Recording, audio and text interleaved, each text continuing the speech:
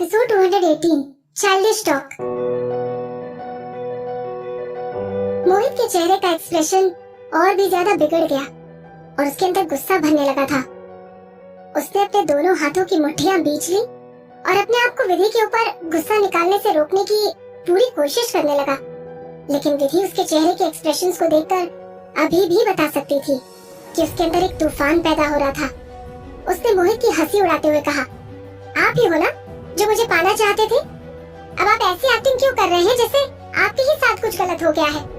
आपको देखकर तो ऐसा लग रहा है जैसे आपके साथ मुझसे भी ज्यादा गलत हुआ हो। आपको क्या लगता है मिस्टर मोहित भाटिया कि मैं इस तरह की लड़की हूँ कि आप जब चाहे जैसे चाहे मेरे साथ कर सकते हैं? ये इतना आसान नहीं है जितना आप सोचते हैं। विधि ने अपने शरीर को ढकने के लिए जो टॉवेल लपेट लिया था उसे पकड़े पकड़े बिस्तर के पास पड़े अपने कपड़ों को उसने उठाया और बेडरूम से बाहर निकल गई। मोहित ने उसे पकड़ लिया। तुम कहाँ जा रही हो? आपसे मतलब? जैसे उसने मोहित को लात मारने की कोशिश में अपना पैर उठाया, वो चीख पड़ी, मुझे जाने दो। क्या आपको समझ में आता है कि आप कितने डिस्गस्टिंग हैं? मैं डिस्गस्टिंग हूँ? अब मोहित अपने गुस्से को कंट्रोल नहीं कर पा रहा था। उसने विधि को बिस्तर पर ढकेल दिया और उसके शरीर से सफेद टॉवेल एक फूल की पंखुड़ी की तरह निकलकर जमीन पर गिर गया, जिससे उसकी चिकनी स्किन एक्सपोज हो गई। विधि अचानक गिर गई। उसे लगा जैसे कि उसके शरीर की हड्डियां टूटने वाली हैं। उसने जल्दी से वापस ऊपर चढ़ने की कोशिश की, लेकिन मोहित के शरीर ने पहले ही उसे दबा रखा था। विदुषी? मोहित के लोहे जैसे मजबूत हाथों ने विधि की चिन को उठाया तो उसकी आवाज बंद होने लगी। आंखें खोलकर देखो कि मैं कौन हूँ। क्या तुम उन सभी लोगों को इसी तरह से झटका देती हो जो तुम्हें अच्छी तरह से ट्रीट करते हैं? तो फिर ठीक है, शायद तुम्हें तभी अच्छा लगता है जब लोग तुम्हारे साथ जबरदस्ती करते हैं, है ना? तो फिर हम इसे एक बार फिर से कोशिश करके देखते हैं। मोहित ने एक हाथ से अपने कपड़े उतार दिए और विधि के उस पागलपन से भरे हुए स्ट्रगल को नजरअंदाज करते हुए उसने खुद को जबरदस्ती उस पर थोप दिया। विधि का कल रात वाला दर्द भी अब तक ठीक नहीं हुआ था और मोहित उसे नया दर्द दे रहा था।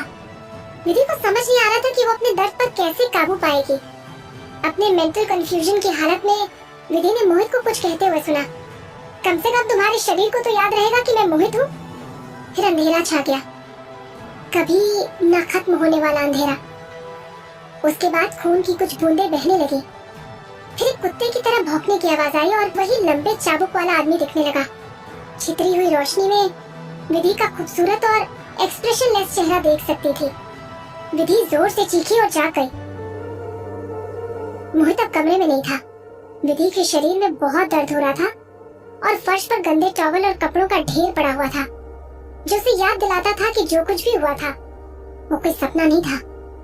जब विधि ने जमकर मोहित को रेसिस्ट किया तो उसने एक बार फिर से उसके साथ जबरदस्ती की थी। विधि ने अपने पैरों को मोड़ लिया और अपने जख्मी शरीर को सिकोड़ कर बैठ गई। उसने अपनी आंखें बंद कर ली और अपने आंसुओं को बहने से रोक दिया। वो गलत थी। उसे पता चल चुका था कि उसकी जिंदगी में उसके लिए कोई धूप नहीं थी, बल्कि सिर्फ एक और जानवर था। हालांकि भाटिया फैमिली में आने से पहले वो काफी घबराई हुई थी, लेकिन उसे मोहित की फैमिली से जान पहचान करने और उसकी अफेक्शन भरी प्रोटेक्शन के साथ खुशियों से भरा नया साल मनाने की उम्मीद भी थी। लेकिन हकीकत में क्या हुआ था? उसके पूरे परिवार ने उसे हिकारत की नजरों से देखा और मोहित ने खुद भी उसे सिर्फ एक सामान की तरह ही कंसिडर किया था। उसका दिमाग सुन्न पड़ चुका था। वो नहीं समझ पा रही थी कि वो साइलेंट पर आखिर क्यों जाना चाहती थी। क्या वो खुद दूसरों को अपनी इंसल्ट करने का मौका दे रही थी?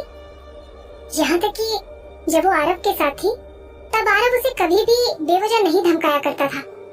जब वो वहाँ होती थी तब आरव ये भी इंश्योर करता था कि कपूर खानदान में कोई भी उसे हिकारत की नजरों से ना देखे। लेकिन यहाँ जब वो आई तो उसके लिए ट्रैप बनाया गया। उसे उसमें धोखे से गिराया गया और उसके ऊपर खून डाल दिया गया था ताकि लोगों के सामने उसका मजाक बनाया जा सके। वो काफी थक गई थी और वहाँ से जाना चाहती थी। वो उठी।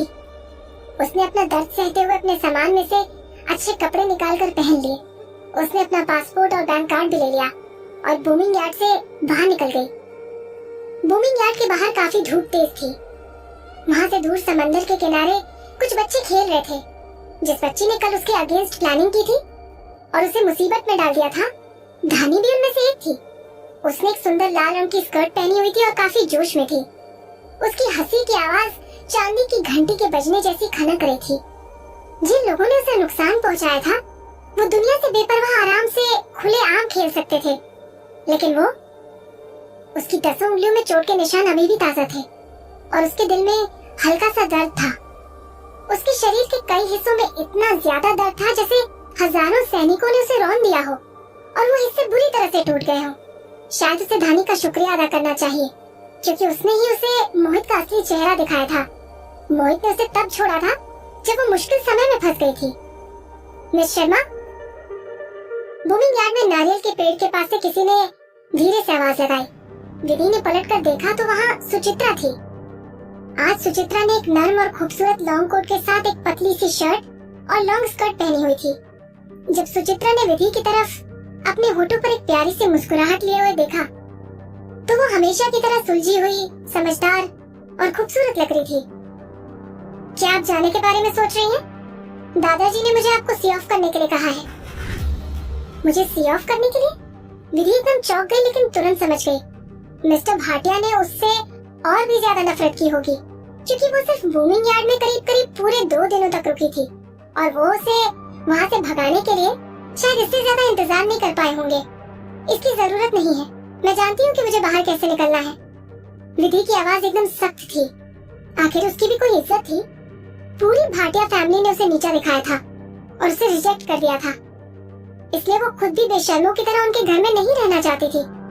उसने 2 जिंदगियां जी थी और उसे दूसरों से अपनी बेइज्जती कराने और बेइज्जती सहने की आदत नहीं थी।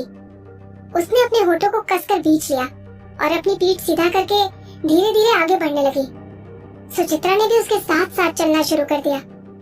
साथ साथ चलते हुए उसने कहा, मुझे अब भी लगता है कि मुझे आपको सी ऑफ करने के लिए आपके साथ चलने देना चाहिए। इस आइलैंड में कई रिस्ट्रिक्टेड जोन हैं और अगर बाहरी लोग उनमें गलती से भी चले जाते हैं तो वो सीधे मारे जाते हैं। इसके अलावा आप तो भाटिया फैमिली का हिस्सा भी नहीं है, इसलिए आप अपनी मर्जी से इधर उधर घूम भी नहीं सकते। आपके लिए यहाँ के हैंगर और बंदरगाह भी नहीं खुलेंगे। उसकी बातों का साफ साफ मतलब ये था कि विधि को एक दूर के बाहरी इंसान के तौर पर माना गया था। सुचित्रा की बातें किसी नुकीले चाकू की तरह थी जो विधि के दिल में छेद कर गई थी। सपनों के महल जैसे इतने बड़े आइलैंड में रहने के बाद उसे अचानक एक अजीब सी फीलिंग आई।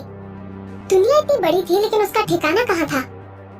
सुचित्रा दीदी, धानी, समर और दूसरे बच्चे इस तरह दौड़ के सुचित्रा के पास आ गए जैसे उन्होंने कमजोर सी विधि को आसपास खड़ा देखा ही नहीं था।